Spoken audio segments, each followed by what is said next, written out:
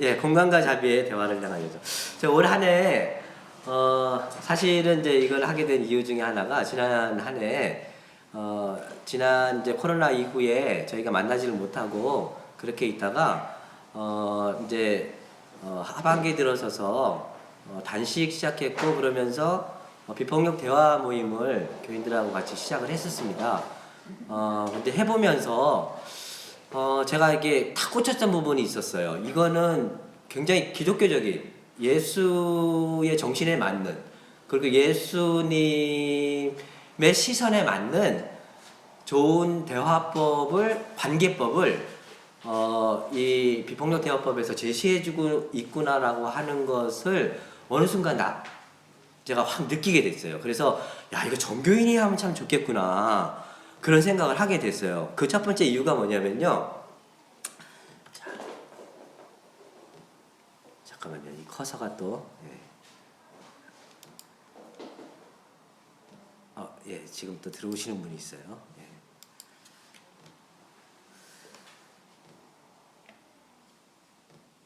예. 커서가 안 움직일까요? 네, 잠깐만요. 네.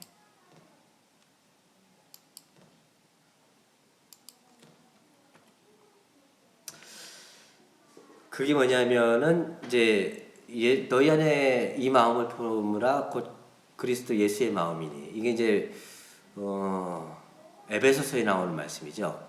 사실 이거는 이제 바울이 섬김의 리더십을 얘기하기 위해서 쓴 본문이에요. 근데 이제 그 예수님의 시선, 복음서에 나오는 예수님의 시선에서 예수님이 이제 환자들이나 병자들이나 사람들을 만나실 때를 이렇게 보면 예수님의 시선을 우리가 복음서를 읽으면서 느낄 수가 있잖아요. 근데 예수님의 시선은 예를 들면은 뭐 형편없는 놈 이런 시선이 아니라 사람들을 만날 때마다 가만히 보면 그 사회에서는 나름대로 이런 사람은 죄인이야 뭐 이런 사람들은 뭐 형편없는 놈이야 우리 사회에 사람들하고 섞이면 안 돼 이런 나름대로 사회가 규정해 놓은 판단해 놓은 나름대로 그런 시선들이 있었거든요. 근데 그런 시선들을 다 멀리 하시고 그 사람 내 앞에 있는 사람을 그냥 다가오는 그 있는 그 모습 그대로를 보셨어요. 판단하고 심판하고 정죄하고 그런 눈으로 보시지 않고 내 앞에 있는 사람을 나에게 다가오고 나의 눈에 보이고 인식되는 있는 그 모습 그대로를 보시면서 나중에는 이제 복음서 보면 어떤 얘기가 나오냐면 네가 원하는 게 뭐냐라고 하는 사람을 내 눈에 의해서 뭔가 채색되지 않은 이게 순수한 있는 그 모습 그대로로 예수님은 사람을 상대하셨다라고 하는 거예요. 예. 그래서 그거 보면서 이 비폭력대법에서는 그거를 가이드라인 해주고 있거든요. 그래서 이거는 예수님의 시선을 조금 더 구체적으로 이끌어주는 거구나라고 하는 것들을 느낄 수 있었어요. 첫 번째가 그겁니다. 사람을 그래서 부족하면 부족한 대로 연약하면 연약한 대로 한계가 있으면 한계가 있는 대로 거기에다가 어떤 판단하고 정죄하고 그렇게 갖고선 왜 이래 막 이렇게 사람을 주눅들게 만드는 게 아니라 있는 그 모습 그대로를 받아들이면서 거기에서 그 사람에게 필요한 게 무엇인지 그 사람이 이 상황에서 해야 되는 것들이 무엇인지를 이끌어주는 방식으로 음성을 해주셔야 돼요. 그래서 첫 번째는 그거였고요.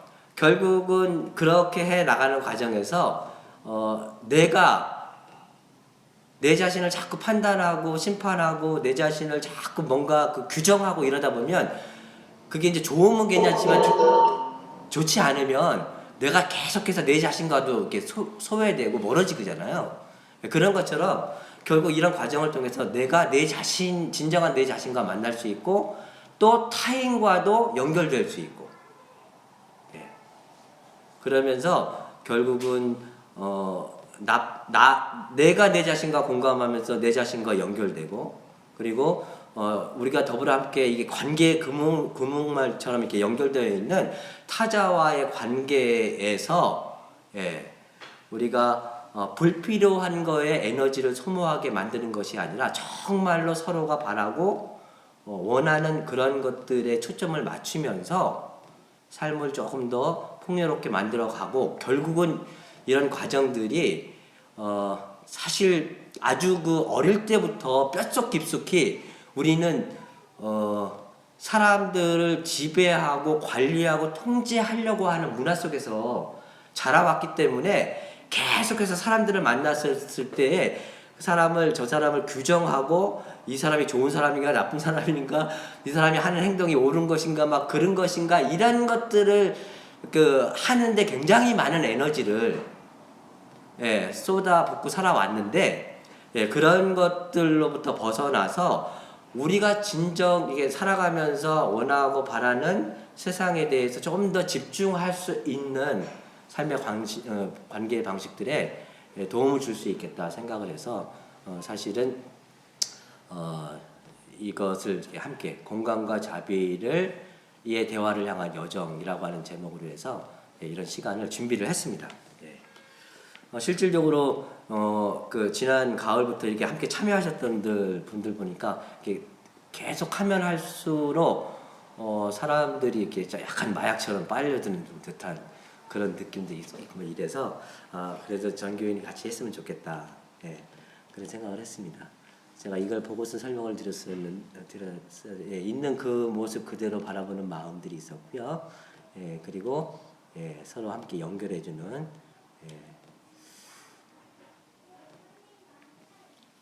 그래서 이제 저희가 하려고 하는 게 이제 비폭력 대화법 MVC에서 제시하고 있는 그 방법들의 기본적으로 베이스를 깔고 출발을 할 겁니다.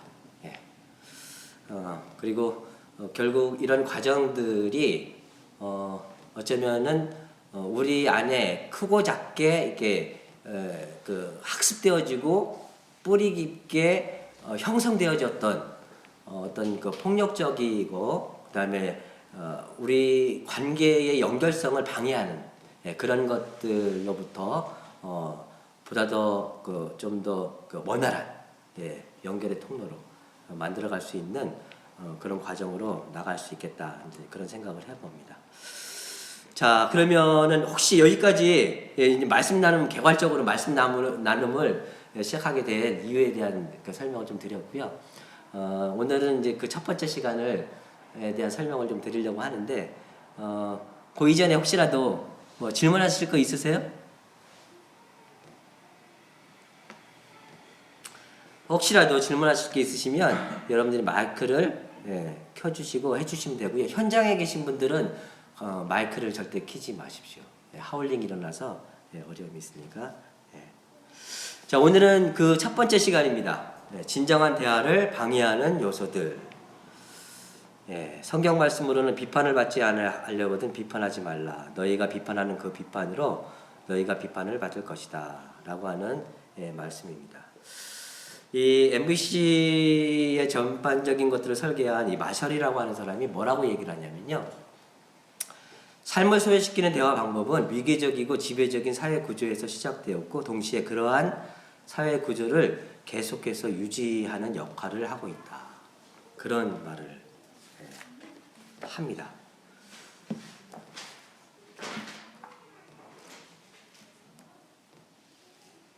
그러니까 우리가 뼛속 깊숙이 어렸을 때부터 이제 자라온 그 문화적인 배경이 사실은 우리 초등학교에서도 보면 이렇게 선생님들이 여러 가지 막 이렇게 문제를 풀고 막 이럴 때 사람들이 이렇게 손을 들고 막 질문하고 막 이러면서 자기들이 궁금한 거나 뭐 이런 것들을 이렇게 활성화시켜주는 방식으로 우리 문화가 길들여진 게 아니라 이렇게 대답하지 못하게 하고, 질문하지 못하게 하고, 무조건 위에서 제시하면 다 따르게 하는 그런 방식으로 이제 마신이 그걸 지적하고 있는 거거든요. 우리 문화가 서로의 욕구와 바람이나 서로 안에서 일어나고 있는 생각들이나 이런 것들을 계속해서 표현하는 방식으로 자리매김을 한 게 아니라 예를 들면 잘 지배하고 통제하고 관리할 수 있는 방식으로 어렸을 때부터 교육되어져 왔다라고 하는 거예요. 그게 아주 뼛속 깊숙이 뿌리 내려져 있다라고 하는 거고요. 그런 것들이 사회 구조를 계속해서 유지하는 또 역할을 하고 있다라고 하는 겁니다. 그래서 이제 마셸이요, 여기서 보면 한 5가지 정도로 이렇게 카테고리를 나눠서 얘기를 하고 있거든요. 예. 근데 사실은 이거 외에도 또 여러 가지가 있을 수 있어요. 예. 근데 여기서 얘기하는 한 5가지 정도를 함께 보도록 하겠습니다. 자, 이거는 같이 좀 읽어가면서 하면 좋을 것 같아서. 첫 번째가 판단하는 거예요. 판단하는 거. 특히 이 판단은 우리가 살아가면서 판단을 아예 안 할 수는 없거든요. 그잖아요. 어떤 사건이 일어났을 때 완전히 판단을 100% 안 할 수는 없어요. 근데 여기서 얘기하는 것은 도덕적 판단입니다. 도덕적 판단, 옳고 그른 거, 좋은 거, 나쁜 거, 굉장히 주관적일 수 있거든요. 그래서 요거에 대해서 우리 참여하신 분 중에서 잠깐만요. 우리 김미선 집사님, 들리세요? 김미선 집사님이 지금 공유되어 있는 화면에 있는 것 좀 읽어봐 주세요. 안 들려요. 왜 안 들릴까요?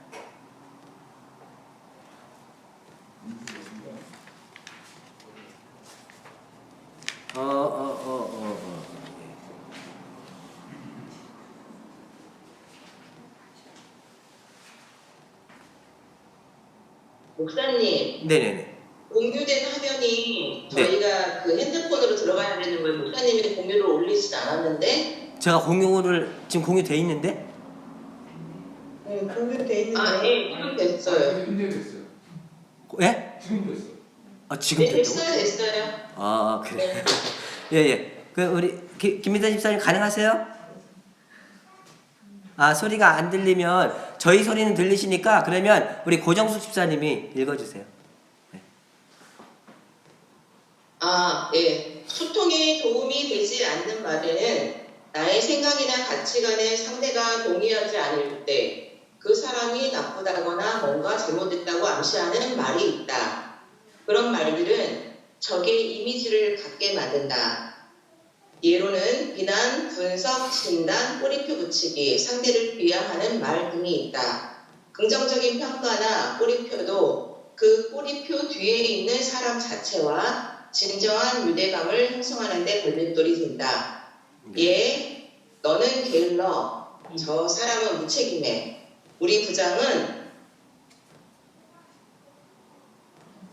너무 권위적이야. 그 사람은 성공한 기업가다. 이렇게 판단하고 규정하는 말들이 있다라고 하는 거예요. 그래서 이슬람의 수피 시인 룸이라고 하는 사람 아시죠? 그 사람이 뭐라고 얘기를 하냐면요. 옳은 일, 그른 일 너머에 있는 들판, 나는 당신을 거기서 만나리. 이게 뭐냐면요. 우리가 자꾸 도덕적으로 사람을 어떤 행동을 했었을 때 계속해서 판단한다는 거예요. 저 사람은 형편없는 사람이야. 저 사람은 게으른 사람이야. 지극히 주관적인 생각일 수 있는데 그거를 자꾸 객관화시키려고 한다라고 하는 거예요. 나만의 똑같 어떤 행동이 있었는데 그 행동을 보고선 계속해서 도덕적으로 판단하려고 한다라고 하는 거예요. 근데 내가 너는 왜 이렇게 게을러 그러는데 그 사람은 전혀 동의를 못하는 거예요. 그러면 그런 말들 속에서 우리 관계가 계속해서 소외가 된다라고 하는 거죠. 그 사람하고 나하고. 이게 이제 특히 이 마셜이 얘기하는 것 중에 이거는 지극히 주관적인 생각이기 때문에 더더욱 그렇다라고 하는 거예요. 상대에 따라서 그걸 보는 사람에 따라서 판단이 달라질 수 있다라고 하는 거죠. 그리고 한 인간을 내가 오늘은 게을릴 수 있지만 내일은 안 게을릴 수 있잖아요. 사람은 계속해서 변화하는 그리고 성장하는 과정 속에 있는 건데 사람을 고정화시킨다라고 하는 거예요. 고정화. 동적인 인간을 동적인 인간을 정적인 인간으로 만들어 버린다라고 하는 거예요. 그리고 나와 생각이 다르면 그 사람은 틀린 거고 그 사람은 자꾸 해서 이렇게 잘못된 거로 인식한다라고 하는 거죠. 나와 생각이 다르면 다를 수 있는 건데 그 다른 사람을 틀린 거나 잘못된 거로 인식하게 한다라고 하는 거예요. 예, 그러다 보니까 계속 관계를 멀어지게 하고요. 그리고 그런 것들 속에서 그 판단하고 규정하고 하는 언어에 머물다 보면 정말로 그 사람이 힘들어하고 아파하고 있는 그 지점에 우선적인 관심을 집중하지 못하게 만든다라고 하는 거예요.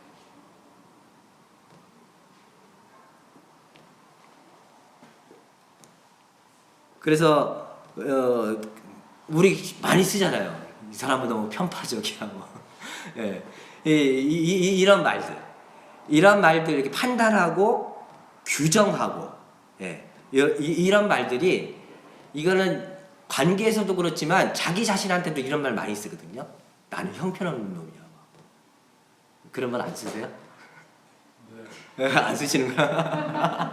예, 김경희 집사님은 안 쓰신대요. 예, 근데 때때로 내 자신을 향해서 나 이렇게 게을르지?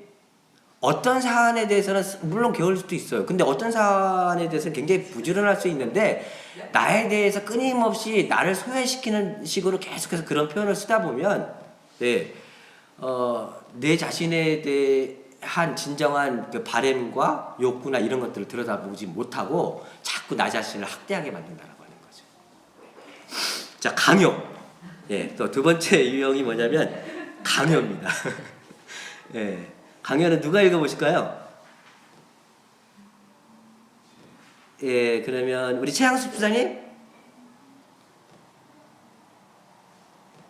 네, 여기서 말하는 강요는 상대의 선택이나 욕구를 배려하지 않으면서 우리의 요청을 들어주길 바라는 말들이다. 또한 우리의 요청을 들어주지 않으면 비난이나 벌을 받을 것이라는 위협이 암시적으로나 직접적으로 포함되어 있는 말들을 의미한다. 강요를 당했을 때 듣는 사람이 할 수 있는 선택은 대개 복종이나 반항으로 우울이나 분노를 느끼게 된다. 부탁을 할 때 상대가 내 부탁을 당연히 들어주어야 한다는 생각이 있으면 표현하는 방법에 상관없이 그것은 강요가 된다. 네. 예, 시키는 대로 하세요. 다 먹어야 해. 다 먹어야 해. 이게요, 근데 제가 이거 보면서 이게 특히 목사나 성직자나 교사나 부모가 이런 말을 많이 쓴대요. 예.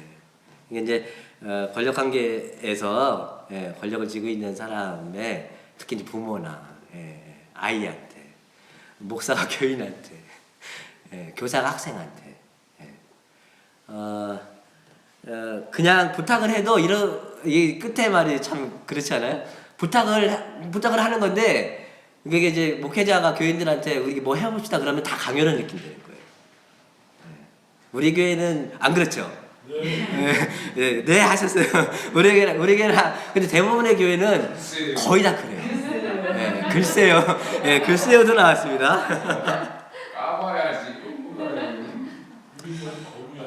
그리고 이 강요에 의한 삶이 인간의 자발성을 위협하고 죽이기 때문에 자발성을 스스로 하고 싶어하는 그 동기들을 끊임없이 위협하기 때문에 사실은 삶의 흥미와 재미와 어떤 어떤 행복의 에너지를 만들어내는데 굉장한 그 방해 요소가 된다라고 하는 거예요.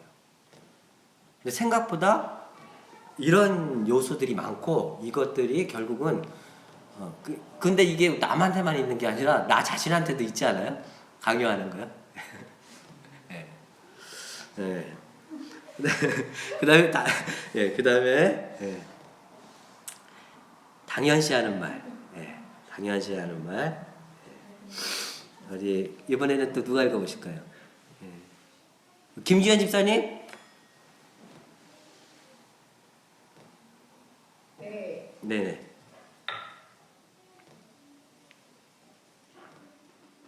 당연시하는 말. 결과나 네.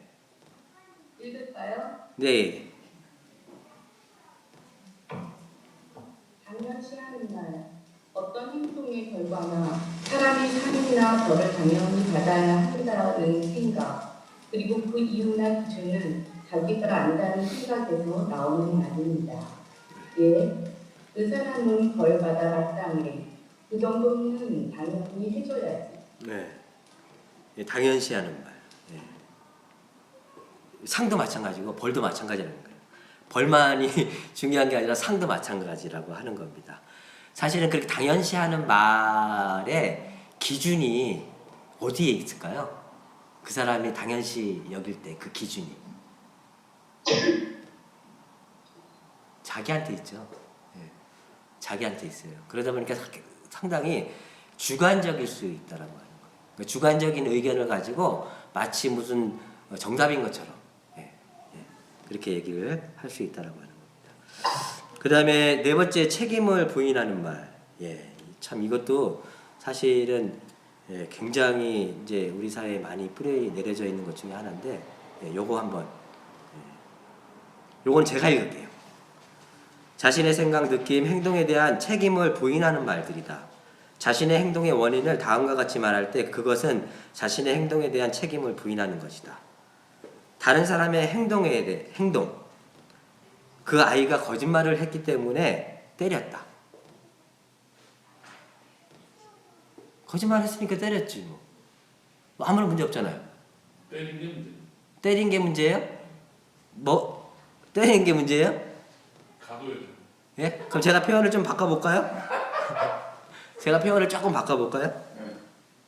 그 아이가 거짓말을 하는 모습에 내가 화가 나서 때렸다. 이거 전자와 후자의 차이가 뭐죠? 거짓말을 하니까 내가 화가 난 거예요. 내가 화가 나서 때린 거예요. 그러니까 그 결국은 뭐냐면 책임성에 있어서 달라요. 그 아이한테 책임을 계속 전가시키는 거예요. 사실 내가 화가 나서 때린 건데. 이게 확 차이 나더라고요. 저는 이걸 하기 전에는 이게 뭐가 문제야 했는데, 그리고 너무나 당연한 말 아니에요? 아이가 막 땅에서 뒤집어져서 우니까 장난감 사달라고 막 우니까 때린 거예요, 저는. 근데 장난감 사달라고 막 뒤집어져서 우는 모습에 내가 화가 나서 때린 거예요. 이 차이가 크더라고요. 두 번째, 막연하고 이제 일반적인 이유. 사는 게 다 그런 거니까. 다들 가니까 나도 대학 간다. 그렇죠? 이게 다들, 그러니까 뭐냐면 내가 대학을 가고 싶어서 가는 게 아니라 가기 싫어도 내가 어쨌든 선택한 거잖아. 근데 다들 가니까 내가 가는 거예요. 자꾸 책임을 타자나 누군가에게 계속 전가를 시킨다라고 하는 거예요. 그 다음에 다른 사람이나 자신이 제가 책하고 조금 다르게 읽고 있군요. 다른 사람이나 자신이 붙인 꼬리표. 이게 뭐냐면 나는 우울증 환자이기 때문에 우울한 거야. 나는 알코올 중독자이니까 형편없는 놈이야. 이 얘기는 뭐냐면요, 자꾸 우울증 환자이기 때문에 내가 사실은 지금 우울해서 우울해하고 있는 건데 그걸 자꾸 뭐뭐이기 때문에 그쪽에다가 책임을 몰아넣는다라고 하는 겁니다. 그리고 이제 잠깐만요. 권위자의 지시. 상사가 고객한테 그렇게 하라고 했기 때문에 그렇게 한 거예요. 이제 이런 거 많죠. 누가 시켜서 했기 때문에 그렇게 해서 목사님이 시켰으니까 목사님한테 책임을 목사님이 시켰기 때문에만 한 걸까요? 네. 예. 그렇죠.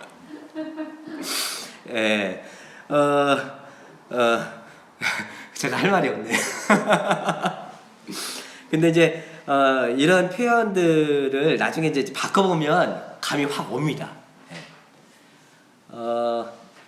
어떻게 표현을 이제 권위자의 지시 이거를 뭐뭐 했기 때문에 내가 뭐뭐 한다라고 바꿔보면 그게 확 오기도 합니다. 뭐냐면 상사가 그렇게 시켰기 때문에 내가 한 게 아니라 상사가 그렇게 시켜서 결국은 내가 그렇게 하고 싶어 해야 된다고 생각을 했기 때문에 한 거잖아요. 이게 결국은 책임을 자기가 결국 선택한 거를 상사한테 책임을, 이게 이런 권위자뿐만이 아니라 이제 집단 제도적인 것도 있습니다. 예, 그 다음에 뭐냐면 집단적인 압력. 다른 애들이 다 피우니까 나도 담배를 피웠다. 바람인 줄 알았어. 예, 바람이 아니고요, 담배입니다. 그리고 제도상 이게 같은 거의 비슷한 범주에 속하는데 제도상의 규칙, 규제, 학교의 규칙이라 할 수 없이 그 학생을 정학시켰다. 사실은 내가 학교의 규칙이라고 생각하기 때문에 시킨 거잖아요. 이 뉘앙스 굉장히 다르거든요. 학교의 규칙이라 어쩔 수 없이 그 학생을 정학시켰다라고 얘기하는 거고요. 내가 그것이 학교의 규칙이라고 생각하기 때문에 그 학생을 정학시켰다. 뉘앙스가 완전히 다릅니다. 네. 연령, 사회적, 성적 역할. 예를 들면 이제 우리 가장 흔한 거죠. 여자이기 때문에 무슨 옷을 입어야 돼. 남자이기 때문에 나이가 차면 다 결혼을 해야 돼. 사실은 이런 표현들이 과거에는 너무 당연했는데 요즘은 많이 도전을 받아요. 그죠? 우리 문화권 안에서 많이 도전을 받는데 어찌했든 간에 이런 자꾸 책임을 자기 삶을 선택을 주체화되는 방식으로 하지 않고 계속해서 미루는 방식으로 언어를 쓰고 있다라고 하는 겁니다. 자제할 수 없는 충동. 나도 모르게 그 케이크를 혼자 다 먹어버렸네. 이런 표현들. 근데 이게 뭐 먹는 것뿐만이 아니라 식욕뿐만 아니라 성욕도 그렇고요. 범죄자들이 어떤 분들은 그런 얘기를 하거든요. 성욕을 억제할 수 없었다. 그러면서 마치 자기의 행동의 결과를 뭔가 억제할 수 없는 뭔가로 계속해서 책임을 이렇게 전가시켜버리는. 근데 이게 이제 책임을 부인하는 말이죠. 이거를 이제 결국은 내가 뭐뭐 했기 때문에 이렇게 했다라고 이제 표현을 바꿔보면요. 그래서 그렇게 바꿔서 말을 하게끔 해보면 사람들이 굉장한 그 말에 대한 책임 의식을 느낀대요. 그 이전에는 별로 대수롭게 여기지 않고 말을 해왔는데 그거를 이제 내가 그렇게 했기 때문에 이렇게 한다라고 표현을 바꿔보면 그 말에 대한 무게를 훨씬 더 다르게 느낀다라고 하는 거예요. 이런 말들. 그리고 이제 하이라이트입니다. 우리는 사실은 이제 이런 말들을 잘 쓰진 않아요. 요즘은 그래도. 근데 우리 문화에 많이 뿌리 내려져 있는 것 중에 하나가 이 비교하는 말. 이거 현장에 있는 분이 한 분 읽도록 하겠습니다. 우리 김경윤 집사님이 읽어주시겠습니다. 비교하는 것도 비판의 한 형태이다. 비교를 당하면 긍정적이든 부정적이든 경쟁을 하게 되고 비참하고 두렵고 불안해져서 정서적 안정감을 느끼기 어렵다. 모든 사람이 경쟁의 대상이나 적이 되어 우리 자신이나 다른 사람에 대해 배려하거나 연민을 느끼기 힘들어진다. 또 자신을 다른 사람과 비교하면서 스스로를 우울하고 비참하게 만들기도 한다. 비교하는 마음이 없을 때 우리는 자유와 생동감을 느끼고 실제 그대로를 관찰로 볼 수 있으며 창조적으로 될 수 있다. 예를 들어서 넌 왜 걔보다 못하냐? 저도 참 어렸을 때 이런 말 많이 듣고 자랐거든요. 근데 비교하는 말, 뭐 이거는 여러분들이 설명을 안 드려도 너무 많이 알 텐데 사실은 이 비교 문화는 끝도 없어요. 사실은 하다 보면요, 하다 보면 비교는 항상 나보다 못한 사람하고 비교 안 하거든요. 항상 보면 나보다 잘하는 사람하고 비교를 해요. 그러면 비교는 사실은 끝이 없어요. 끝이 없어요. 끝이 없는 것 같고 그게 결국은 자기 자신을 진정한 자기 자신의 욕구로부터 끊임없이 소외시켜 나가게 하고 그러다 보면서 결국 자기 자신에게 주어진 가장 아름다운 삶의 에너지를 활성화시켜 나가는 방향으로 가지 못하게 하고 결국은 주눅들게 하면서 스스로 비교, 평가, 판단하고 정죄하면서 자기 자신을 아주 위축시키면서 이렇게 독방으로 가둬버리게 하는 이런. 그 결국 자기 자신과의 소외뿐만 아니라 관계와 모든 연결성을 끊어버리게 되는. 그러면 사실 이런 거 말고 조금 더 극단적인 형태는 위협하고 뭐 협박하고 막 이런 것도 있어요. 비난하고. 마셸이 얘기하지 않은 것 중에서 아주 극단적인 것들도 많이 있어요. 관계를 방해하고 소외시키는 것들이에요. 그리고 이제 이렇게 마셸이 얘기한 거 외에도 사실은 우리가 생각하지 못했던 여러 가지가 있을 수 있어요. 그렇지만은 이런 것들의 문화들이 결국은 자기가 진정한 자기 자신으로부터 연결을 끊어지게 만들고, 그리고 타자와의 관계에서도 결국은 집중해야 될 소중한 것들에 집중하지 못하게 하고, 뭐 그런 거 많지 않아요? 처음에 너 게을러 그 말 한마디 잘못했다가 네가 어떻게 나한테 그런 말을 쓸 수 있어 해갖고 결국은 처음에는 그 사람한테 어떤 그거를 바꾸기에 뭔가의 자기의 그 바람이 있어서 이야기가 시작됐는데 딴 데 가서 놀고 딴 데 가서 싸우고 있는 거예요. 막 격분해갖고. 특히 동네에서 갈등이 일어나고 막 이럴 때 보면 처음에는 본질적인 것들은 잃어버리고요. 나중에 막 그 했던 말, 표현들 그것 때문에 싸움이 엄청나게 커져갖고 왼수가 되고 막 이러는 것들 굉장히 많이. 그래서 마셸이 무슨 얘기를 하냐면요. 우리가 열쇠를 어두운 데서 잃어버렸는데 어두워서 안 보이니까 불빛이 환한 데 가서 열쇠를 찾고 있는 거랑 똑같은 격이 되는 거예요. 뭐냐면 사실은 내가 그 사람한테 본래적으로 하고 싶었던 말들이 있었는데 그 말들은 표현해보지도 못하고 했던 말 표현 속에서 갈등이 일어나서 거기서 막 갈등이 이렇게 싸우고 있단 말이에요. 그래서 원래 잃어버린 데서 열쇠를 찾아야 되는데 잃어버리지 않은 곳에 가서 막 열쇠를 찾고 있다는 거예요. 우리 삶의 현실이라고 하는 게. 그래서 잃어버린 데 가서 열쇠를 찾자 그 얘기예요. 이제 이걸 해보면서 가장 많이 이제 느낀 게 이렇게 이제 우리가 지식적으로 이렇게 개념적으로 이해는 쉬워요. 중요한 건 뭐냐면요. 내 삶 속에서 이런 요소들을 찾아보고 실질적으로 내가 말하는 게 이게 그거다라고 하는 것들을 느껴보는 시간들이 굉장히 중요해요. 그래서 지금 이후의 시간은 이렇게 그룹으로 나눠갖고요. 현장에 지금 생각보다 많은 사람이 왔어요. 자, 이제 저희 마무리하는 시간인데요. 오늘은 마무리를 어떻게 할까 하다가 그냥 간단하게 첫 시간 하면서 소감, 한 줄 소감 어떨까요? 한 줄 소감으로 마무리하도록 하겠습니다.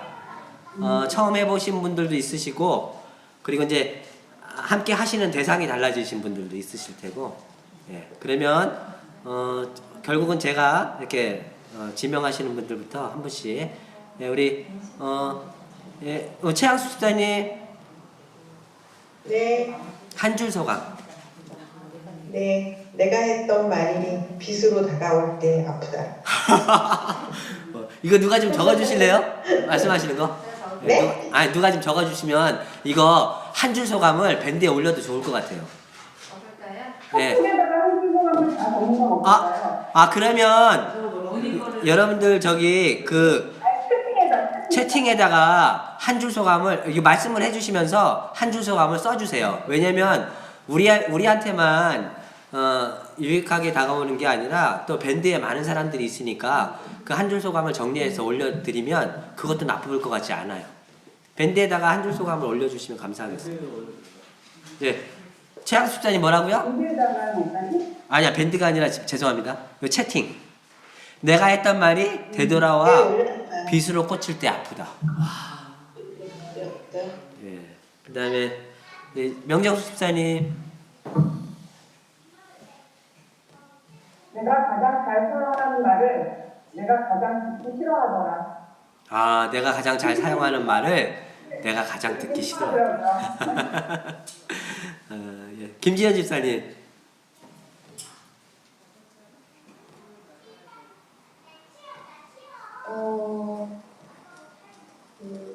나도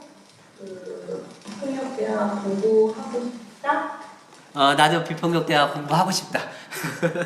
예, 그리고 우리 고정수 집사님. 말하기가 어렵다. 아, 싶다. 여기서도 나온 말이에요. 말하기가 어렵다. 말하기가 어렵다. 예. 듣고만 싶다. 예. 이재원 집사님.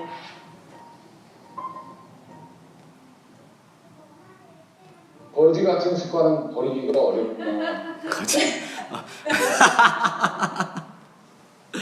아, 예, 아주 오늘의 학습 효과를 가장 예, 우리 김미선 집사님.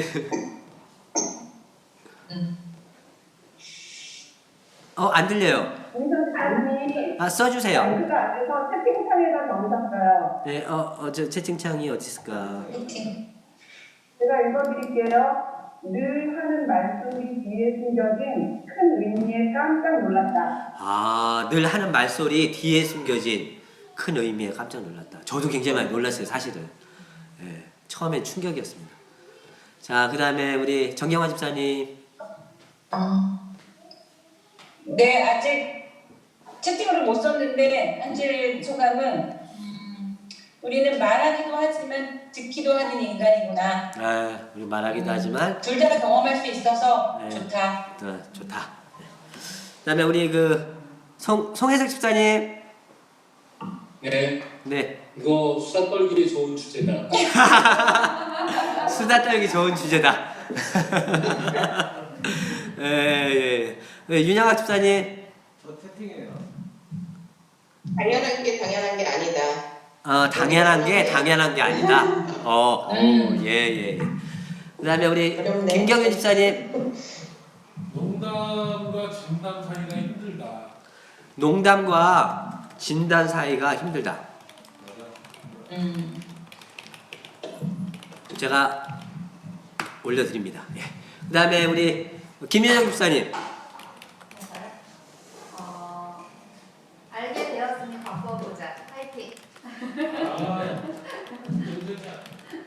자, 알게 되었으니 바꿔보자. 화이팅! 판단해. 예. 우리 현장에 또 누가 와 계시냐면요. 저기, 갑자기 왜 이름이 생각이 안 나죠? 민정. 네, 민정. 우리 까먹었어요. 민정 집사님 와 계시거든요. 우리 정민정 집사님. 비폭력 대화를 공부하기 잘한 것 같다. 시작하기 잘한 것 같다. 네.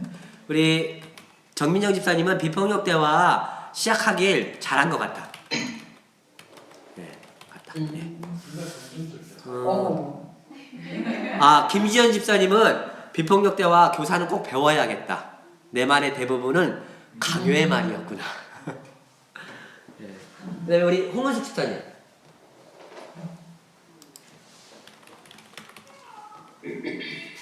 웃자고 한 말에 남는 상처를 받겠구나. 웃자고 한 말에 남은 상처를 받겠구나. 네.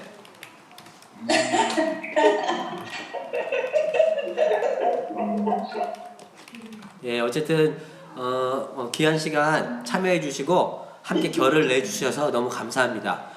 사실은 저는 문화를 형성해 간다라고 생각을 해요. 새로운 문화를. 예, 우리가 익숙해져 있는 삶에서 새로운 문화를 향한 발돋움의 시간이라고 생각을 해요.